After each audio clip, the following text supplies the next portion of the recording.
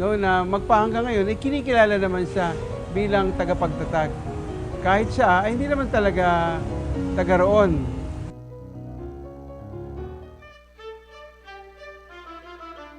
Sa pagitan ng pagtuturo at pag-aaral, ay patuloy rin sa pagsusulat si Cirilo.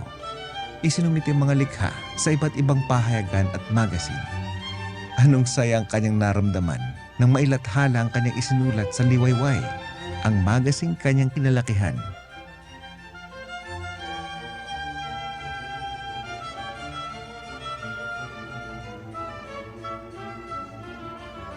Si Cirilo Bautista ay hindi lamang makata, hindi lamang kritiko, kundi periodista.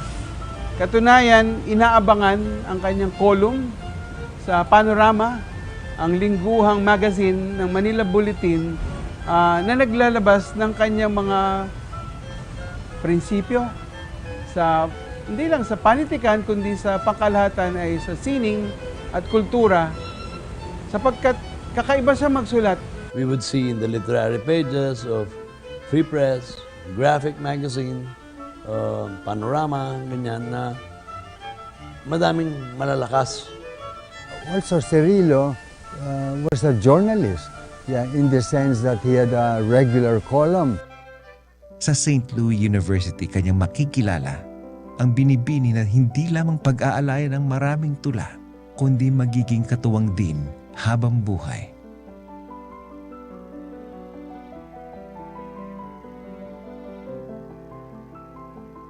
What did I feel when he dared to just come and ask me? Nothing. Basta, I just told him, it is fine because I like him, you know, he's a very intelligent man. I like intelligent guys. She's a very beautiful girl. When they met each other in Baguio, because that's where he first taught, si Cirilo, St. Louis University. Yeah. And she had many suitors, inggit sila when Cirilo came into the picture. So when he was my husband, he was still my friend. He was basically still my friend, more than anything. The husband is just the fact that we got married, but we could still relate to each other, we respected each other, we could read each other's mind. Rosemary is a fantastic, lady.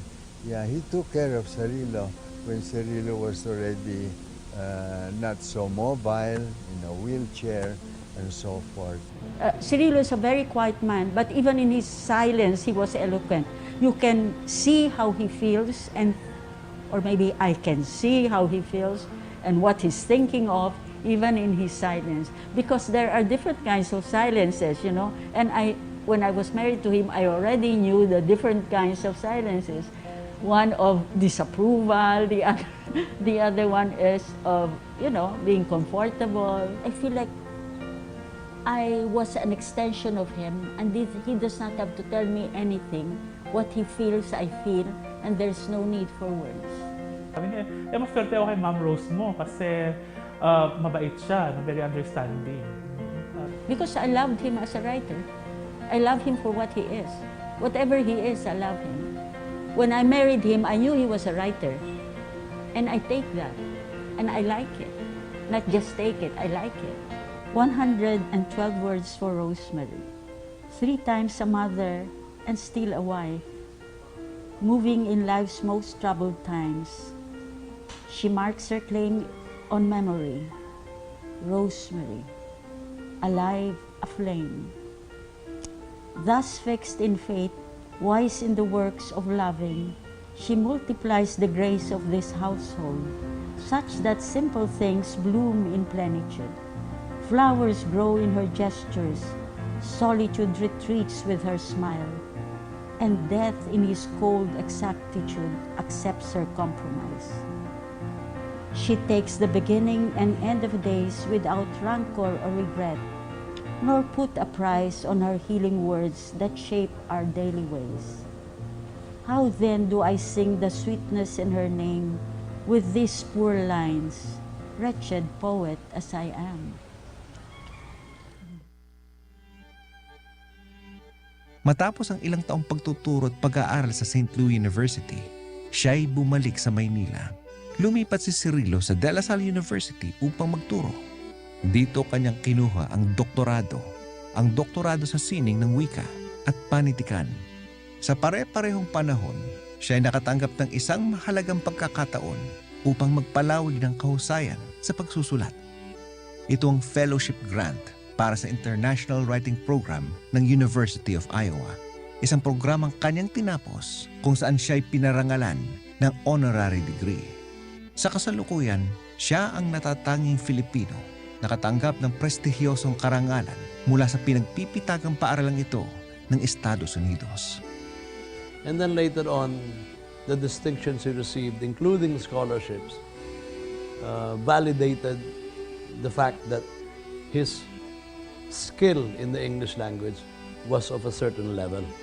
I'm speaking principally of his the fellowship he enjoyed in Iowa, the Iowa Creative Writing Program. No? Dalawang klase yan. Merong International Writing Program in Iowa. I think he enjoyed both. But Cirilo stayed there, I think, for a year. So he actually really joined the workshop. You know. And he gained recognition from among the fellows, from the professors or the older people in Iowa who were poets. They were struck by his poetry.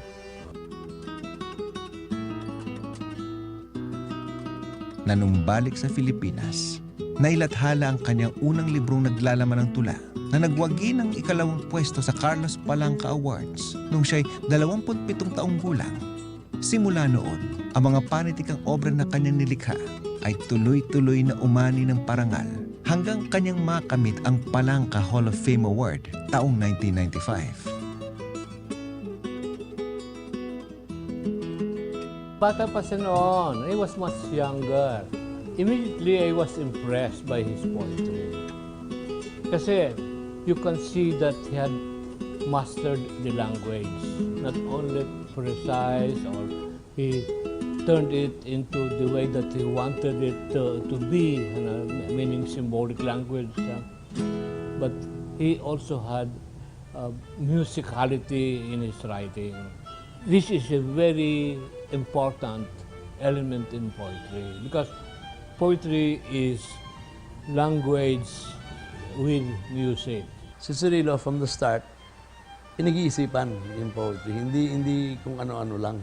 There was a concept, there was an ideation that he would explore with his lyricism in poetry. Sometimes lyricism, sometimes dramatic poetry in terms of his epic poems. No? Malalim yung kinukuha niya. Kini ang Sibyaanan sa Radio Philippines Network. Pag-ong DXKS Surigao, 1080 kHz. Mas lapad, mas tinaw, mas kusog nga pagsibya sa kahanginan. Uban sa gikusgon nga 5,000 watts.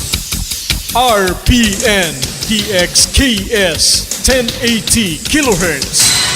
Kusog Surigao, ang istasyon nga naminaw kaninyo.